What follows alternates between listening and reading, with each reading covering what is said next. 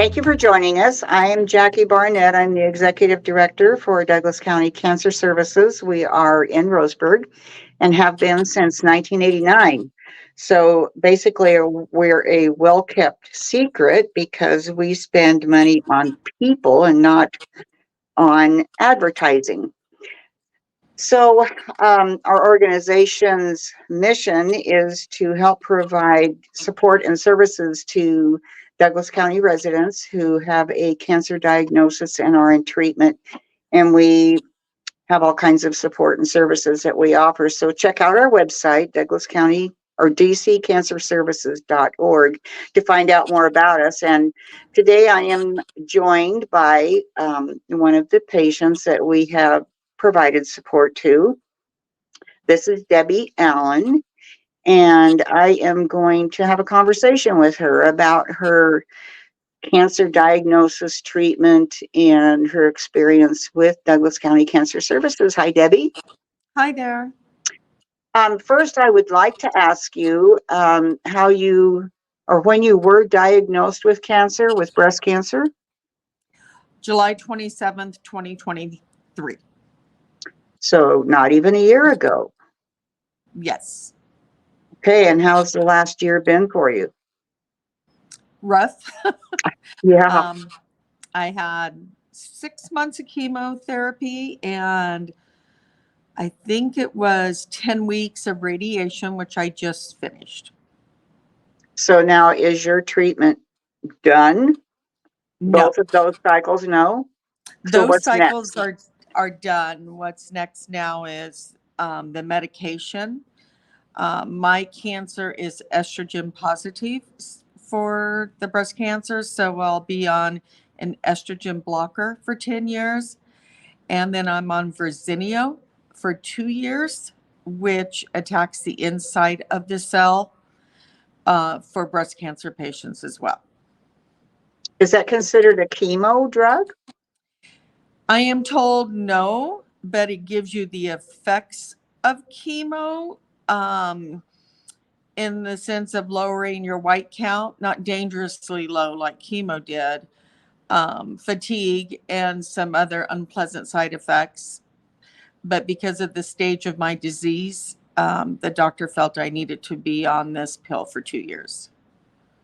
Okay, and so that answers my second question, which is what kind of treatment you are receiving. How did you hear about Douglas County Cancer Services? Through my daughter. And then as well through my oncologist's office. But my daughter told me about it the minute I was diagnosed because she has gone to the breast cancer yearly, what is it, a dinner or a luncheon? Yes. Yep. Tea and Fashion Show where we honor breast cancer survivors. Yes. Which I attended last year right after my surgery. So she learned about our organization by going to that event. Yes, and her father-in-law also was received services from your organization during his cancer treatment. Well, I'm glad to hear that you were referred to us. Can you talk just a little bit about your breast cancer because it is pretty unique? Yes, I was diagnosed with invasive lobular carcinoma, stage 3B, meaning that it was in my lymph nodes. I had 9 out of 12 lymph nodes removed that were involved. With my cancer, it's 15 to 20% of all breast cancers, and it does not grow in a typical tumor. You can't feel it. It grows in a flat sheet, kind of like bubble wrap. So I guess it would be considered more of a dense area. But to my surprise, what I have learned through this is that I have had cancer for well over 2.5 years, and I was only 3 months late on my mammogram.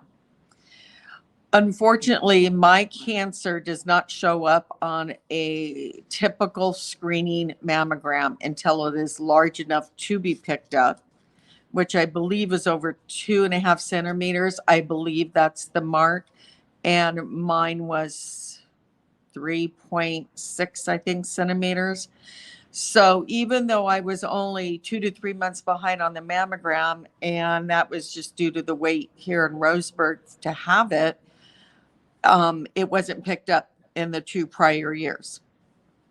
I had no symptoms except a dull ache under my arm, and that was because it had invaded the lymph nodes and caused a blockage in my lymphatic system, along with fatigue. Those were my only symptoms. Wow. Mm-hmm. So you were very lucky that whatever triggered that, so that you got what you needed so you could get treated, was a good choice on your part. Yes, I was on vacation, and this dull ache that I'd been carrying around for probably 6 months got worse to the point to where I was having restriction with movement of my arm. So we came back from vacation early, and I contacted the doctor who got me in to my mammogram a month earlier than scheduled, and then it did show an area. And then, of course, they followed it up with a diagnostic mammogram. Then they followed that up with an ultrasound the very next day, and then a breast MRI. And I am told that my cancer, the average age is 63. I'm 65 when I was diagnosed, so that falls right into the mark of, but it's not picked up again on a screening until it's usually invasive. So I would hope that in the future we can come up with a better screening for lobular cancer, which is 15 to 20% of breast cancers. The regular screening mammogram is meant to pick up ductal cancer, which is 80% of the breast cancers.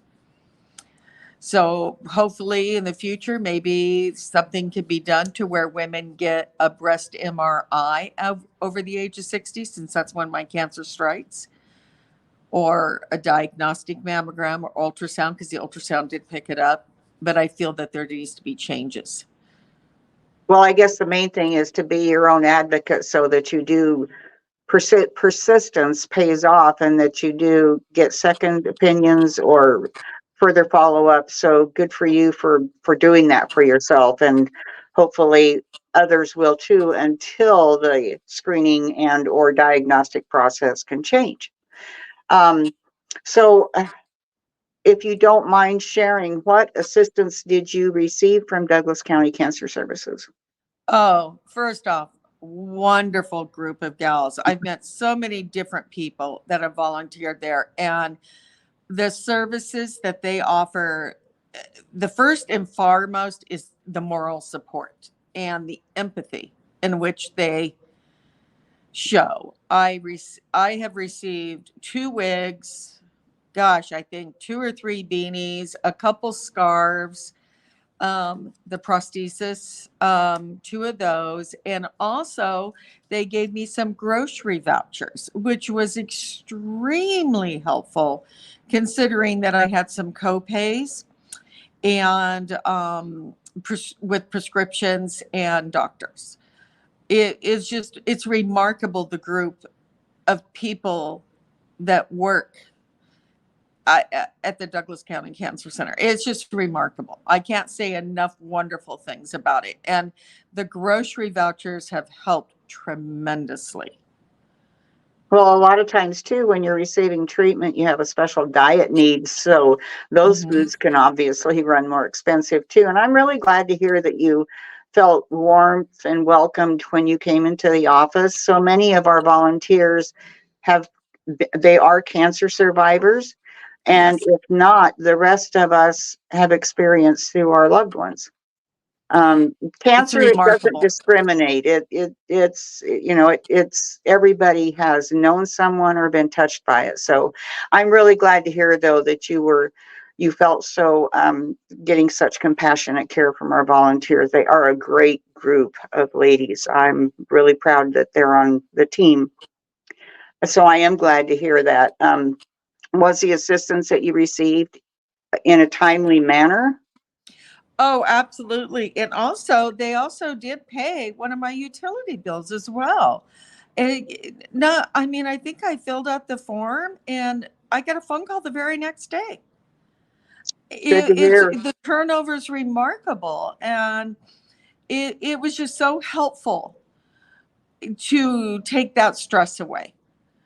It really was helpful. And, with the price of gasoline, and I know that Douglas County Cancer Services also helps people with gasoline. I happen to live too close to meet that criteria, but to just know that they can help some of the others that live quite a distance away with gasoline being so expensive. I mean, what a great program. Well, I'm glad to hear that too. And that's our job, is to help people. So I'm glad to hear that we're doing a good job.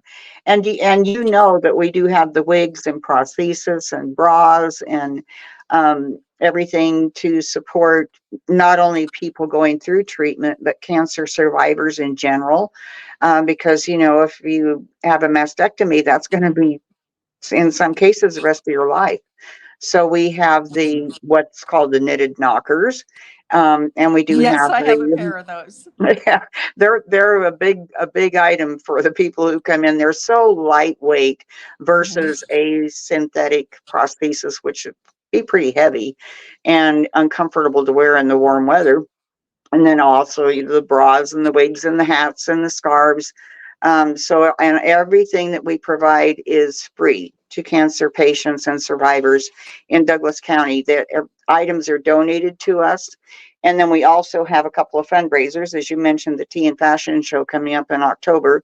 And then we have a golf tournament in May, and that helps fund our program.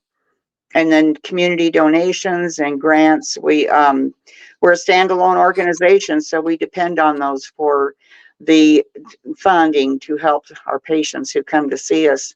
Um, would you refer other cancer patients to our organization? Oh, absolutely. I actually ran into somebody that lives in my neighborhood upstairs at my oncologist's office who was recently diagnosed, and I did refer him to your services as well. Good. So, it's interesting how many people I have met that I actually already knew who Mm. have had cancer or have cancer. Like you said, cancer doesn't discriminate. I have no history of breast cancer in my family. So this was a total shock to me. And one of the things I'd like to share is, when you do the web, because when you're diagnosed, like most people, I went right to the web. The one thing it doesn't talk about is that dull ache under your arm. And that was my only symptom. And I was told later that's because my lymph nodes were involved. So pay attention to that.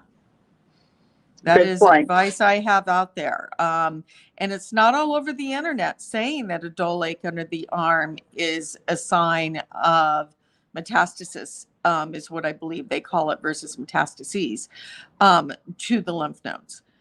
And if I had known that, I might have given it more thought. But I just thought I pulled a muscle or something. Well, and again, good for you for being your own advocate and making sure that you got an answer, because a lot of times that's what it takes. Um, Yes. Doctors are human; they can't know everything all the time. And of course, the screening processes that are in place have their protocols. So it's just, like I said, we all have to be our own advocate. And if we know our bodies are telling us something, so we need to proceed and make sure we get the answers. So good for you. Yes. Um, you mentioned you attended the Tea and Fashion Show, which honors breast cancer survivors, and the event this year is October 20th. You might consider in the future being one of our models. Yes, I was. Somebody did reach out to me about it, but I declined this year. But I think I would be up to it next year. I'm just still having a lot of effects from the treatment. Sure, understood. So you have a year to feel better. Yes, Okay, I will consider it for next year, but I it's a just don't lot of think I'm fun. quite up to it this year. Sure, I understand, but you'll be there. That's the main thing. I will be there with my daughters Good, and my husband and probably my granddaughter as well. great, So, and I'll even drag a few neighbors there. good. Table seats 10, so you got 10 spots to fill. Okay, I'll work on it. Well, Debbie, I really appreciate you sharing your story with us, and appreciate the compliments you have for our organization.